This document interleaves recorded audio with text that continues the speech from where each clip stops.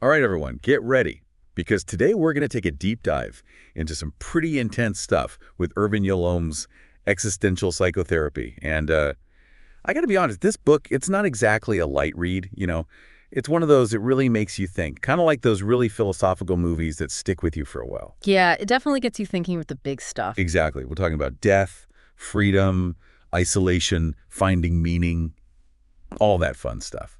And what Yalom does so well is he takes these huge philosophical ideas, and I mean, we're talking big names here, like Sartre, Camus, folks who really grappled with these questions. Right, the heavy hitters. Exactly, and he makes them relatable, shows how these anxieties, they're not just for, philosophers in some ivory tower, they're for all of us. They're part of what it means to be human. Exactly. And, instead of shying away from Yalom, he kind of throws open the door and says, hey, what if facing these fears head on could actually help us live better, more meaningful lives?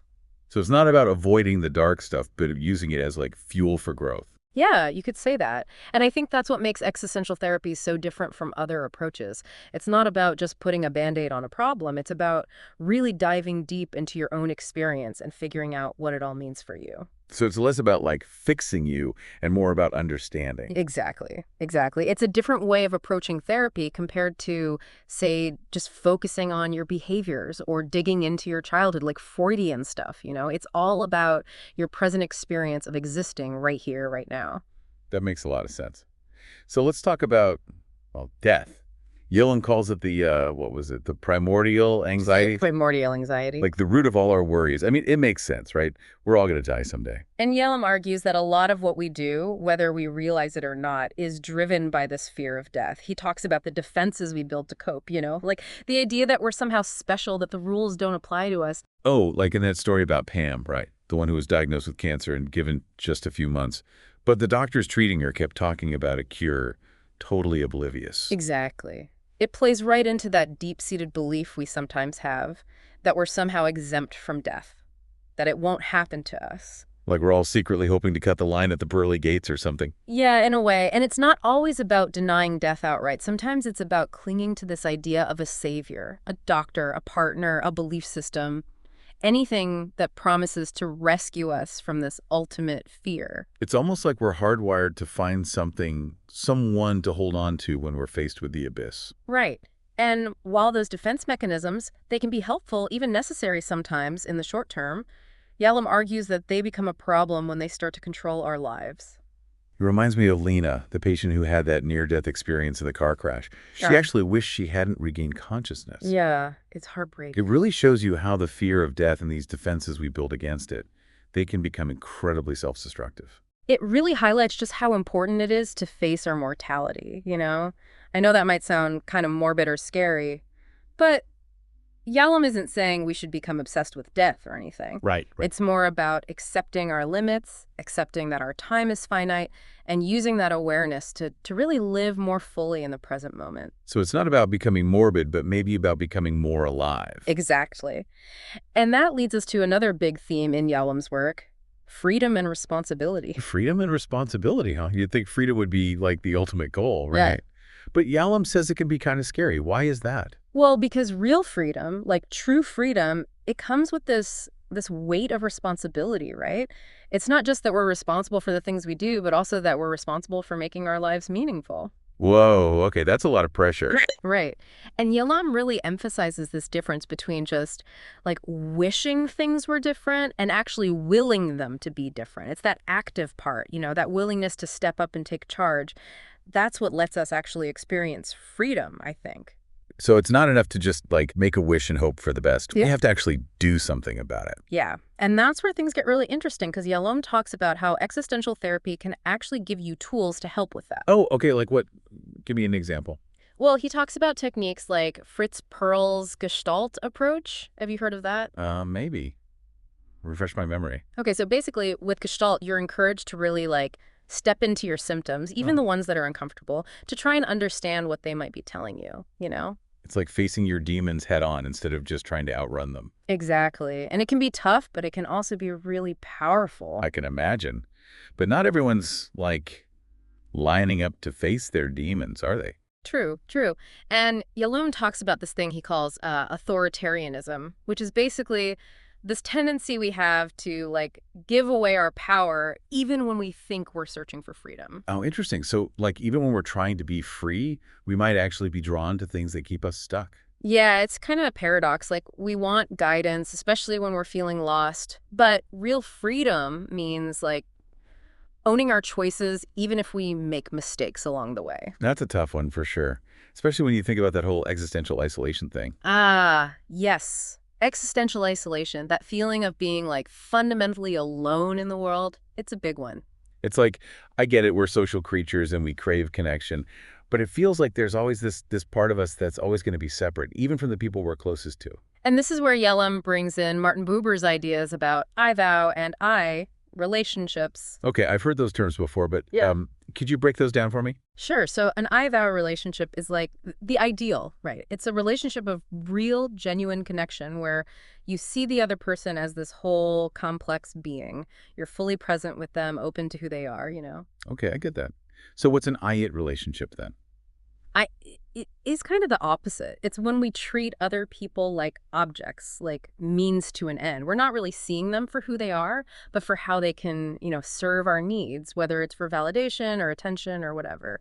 So even when I'm surrounded by people, if I'm stuck in that I-it mode, I can still feel super isolated. Exactly. And Yalom talks about how we often use I-it relationships as a way to protect ourselves from the anxiety of real intimacy.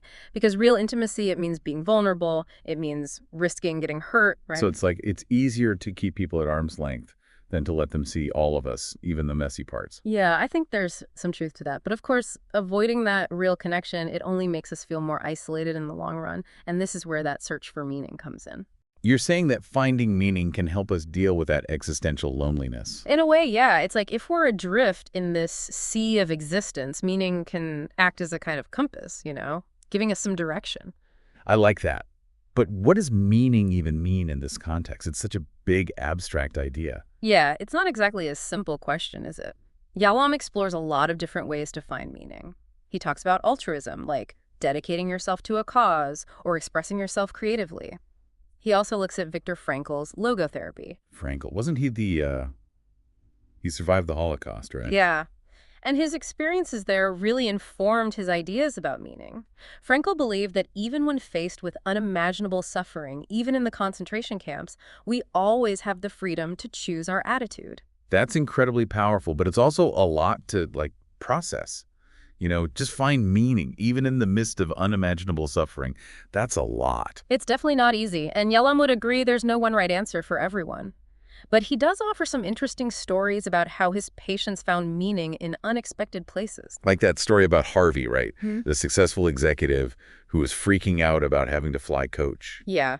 On the surface, it seemed like such a small thing, right? A first world problem, for sure. But as Yalom dug deeper, he realized that Harvey's anxiety about that plane ticket, it was really about something much deeper. So it's like Harvey had all the material success in the world, but deep down, he was still searching for something more, something deeper. Yeah, and that's something that pops up a lot in Yalom's work. It's this idea that existential therapy, it's not just for people who are, going through some major life crisis or who have a mental illness. It's also for those who just feel kind of empty, like something's missing, even if everything looks great from the outside. It's like that saying, you can be in a crowded room and still feel completely alone. Like you can have it all the money, the success, everything, but still feel kind of spiritually bankrupt. Exactly. And that's where finding meaning becomes so important, It's about connecting with something bigger than yourself, something that gives you a sense of purpose, a reason to get out of bed in the morning. I totally get that, but it's like, how do you actually find meaning? It feels so, I don't know, personal. Like there's no map, no one-size-fits-all answer. You're so right, there isn't. But Yalom, he offers a few clues, He talks about this idea of self-transcendence, which is like going beyond your own ego, your own little bubble, and connecting with something larger than yourself. Okay, I like the sound of that. But what does that actually look like in real life?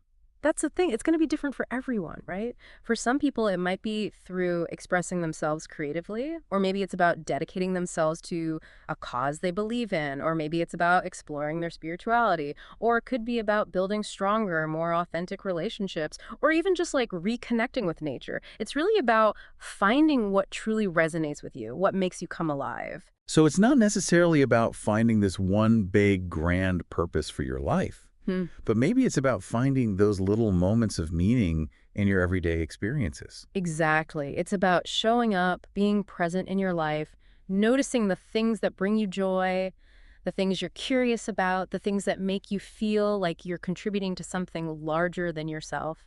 And it doesn't have to be this huge, dramatic thing. That actually takes the pressure off a bit, doesn't it? It's not about having it all figured out, but just about being open to the journey, to figuring out what gives your life meaning as you go. Absolutely. And that's where having a therapist, building that therapeutic relationship can be so helpful. So you're saying it's not enough to just read Yalom's book and expect all the answers to magically appear. No, not quite. A good therapist, they can help you explore those big existential questions in a safe space. They can act as a guide, helping you work through all those complicated emotions and thoughts. So they're more like a facilitator than like an expert with all the answers. Exactly. They'll offer different perspectives, help you spot patterns in how you think and act, and ultimately empower you to find your own answers. So it's more about giving you the tools and knowledge to live a more, I don't know, authentic and meaningful life, even with all those big existential questions looming in the background. Precisely. And what's interesting is Yalom actually argues that, facing those anxieties, those fears about death, freedom, isolation, meaninglessness, it's not about being negative or pessimistic. It's not about being a downer all the time. No, not at all. It's actually quite the opposite. It's about embracing the fullness of life, all the ups and downs, the good and the bad.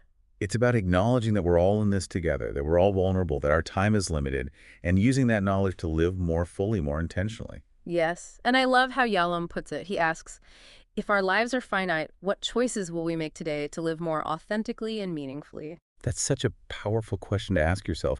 And you know what? There's no right or wrong answer.